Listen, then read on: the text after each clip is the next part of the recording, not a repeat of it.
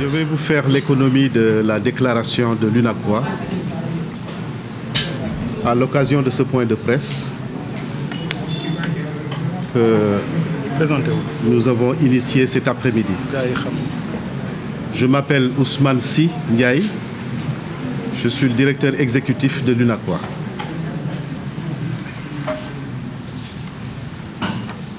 Il m'est demandé de vous faire l'économie de la déclaration qui a été portée tout à l'heure par le premier vice-président, Tamsir Ibrahima Niane, qui est aussi membre fondateur de l'organisation.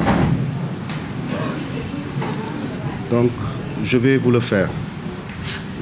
Le président de la République, son Excellence Bassirou Diomaye Diakhar Faye, a bien voulu accorder au patronat une audience de travail le mardi 23 avril 2024 à la présidence de la République à 16 h à la suite de son accession à la magistrature suprême du Sénégal avec 54,28% des suffrages exprimés. Cette audience présidentielle, empreinte de courtoisie et de cordialité, s'est préparée sur la base du cadrage stratégique des relations que le président lui-même a souhaité entretenir entre l'État et le secteur privé national. Ce cadrage se traduit en ces termes. Je cite: étant entendu que le secteur privé national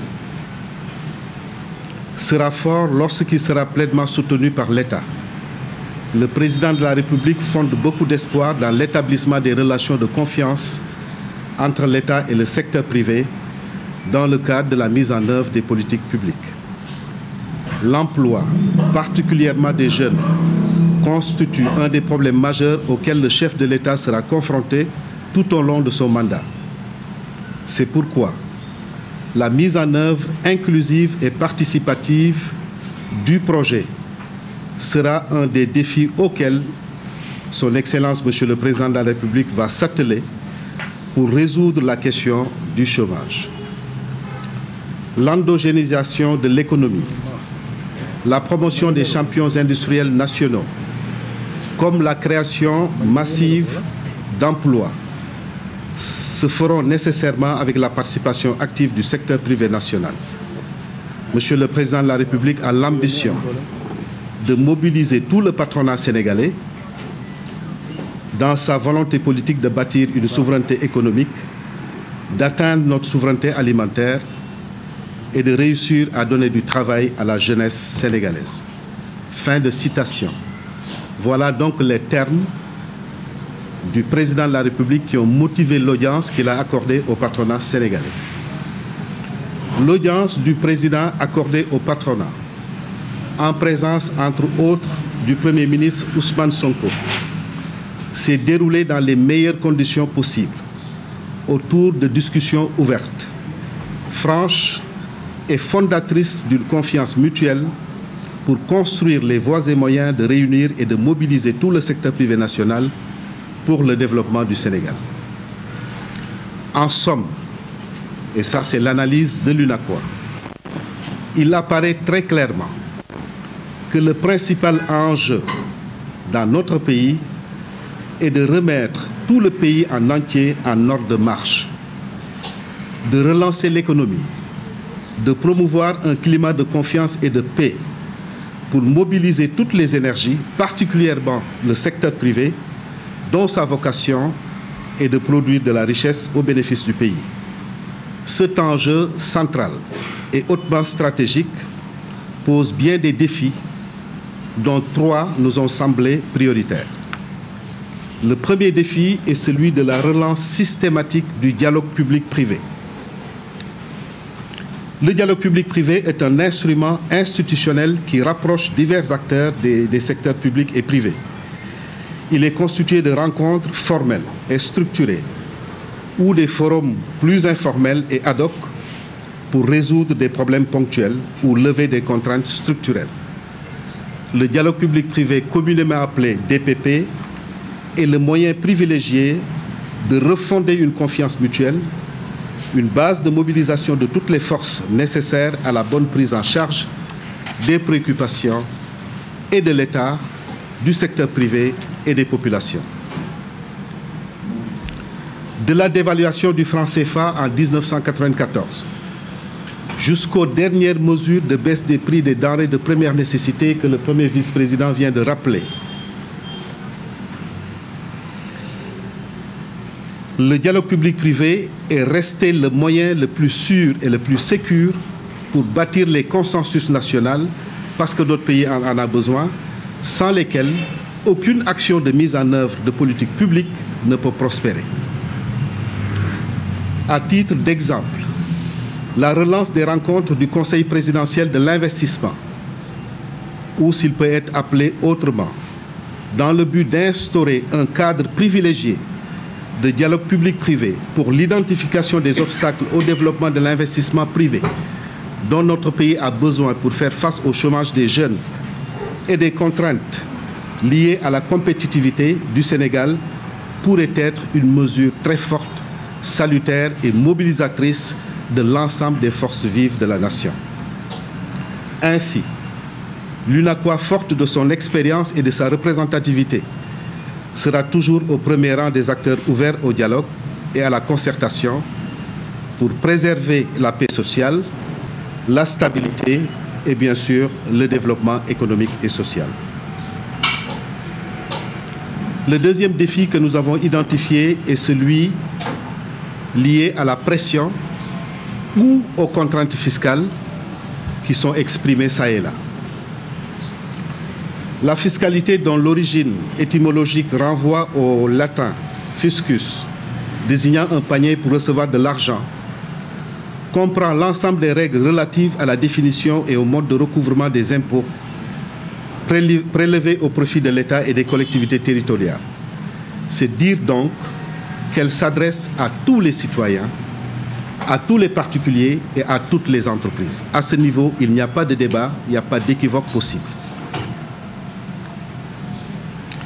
Conçue sur la base de règles et de procédures inspirées des pays occidentaux et ne tenant pas suffisamment compte de la réalité endogène de notre marché et du tissu économique d'entreprises au Sénégal, constitué en majorité de PME, fragiles et peu productives, l'application du Code général des impôts au Sénégal a toujours posé un problème. Donc les contraintes exprimées ne datent pas de 2024. C'est des problèmes qui se sont toujours posés dans le cadre de l'application du Code des impôts.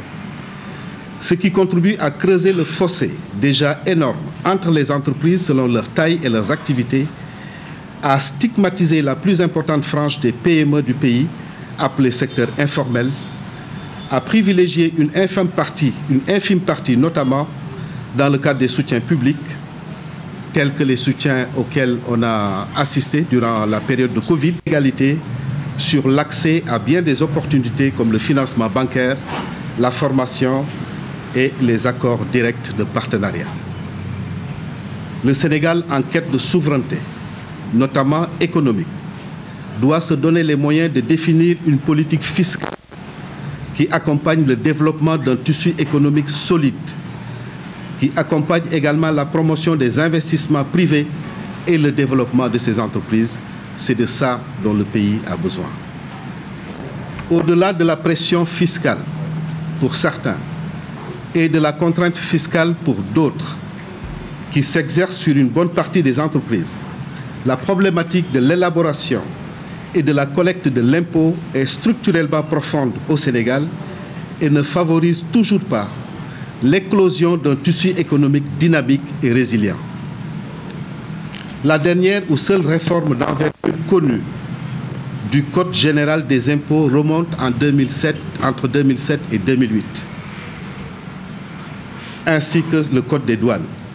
Dans un contexte de changement systémique, la révision de la politique fiscale devrait être érigée au rang de priorité absolue.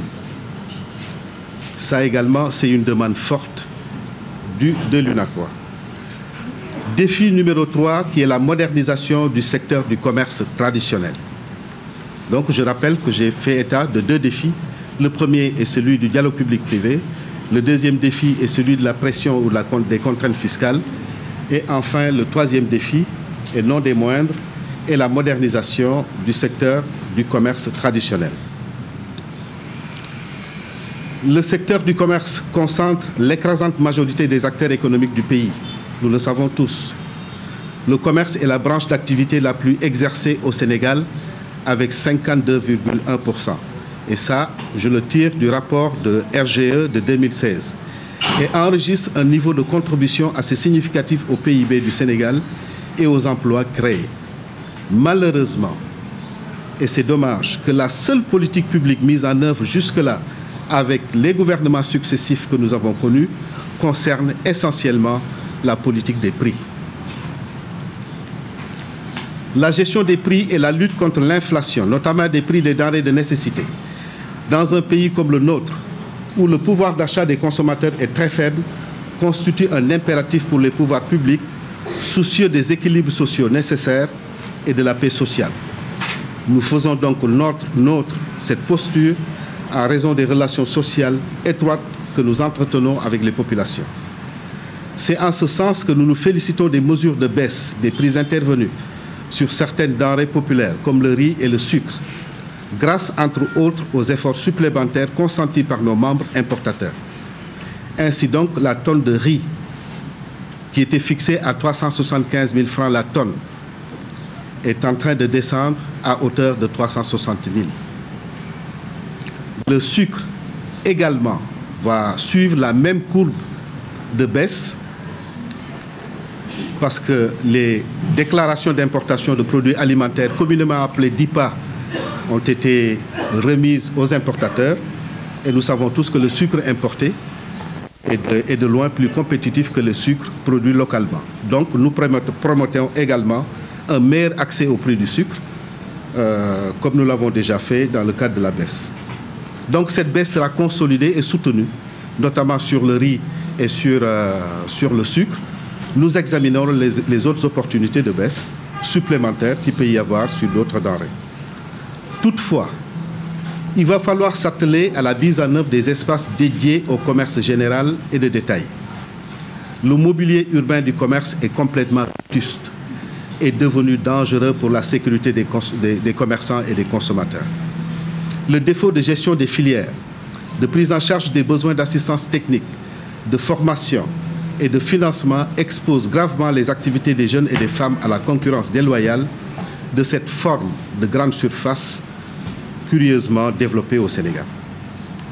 Y compris bien sûr les conflits permanents que les jeunes tabliers et marchands ambulants ont souvent avec les forces de l'ordre, avec les déguerpissements, ainsi que la précarité sociale. Ces trois défis brièvement évoqués constituent la partie visible de l'iceberg et ne devraient pas être l'arbre qui cache la forêt. La productivité du pays a été mise à rude épreuve au cours de ces 3 dernières années. Les préjudices subis et les pertes accumulées par le secteur privé en raison d'une situation politique intérieure très tendue entre 2020 et 2023, ajoutée à une conjoncture internationale défavorable, font planer le risque d'une dynamique dévastatrice, lourde de conséquences, si les contraintes fiscales et le défaut de dialogue persistent. Nous rappelons notre attachement indéfectible au dialogue et à la concertation, qui sont les seuls gages de préservation de la stabilité sociale et de la relance et d'une relance économique viable au Sénégal. Je vous remercie.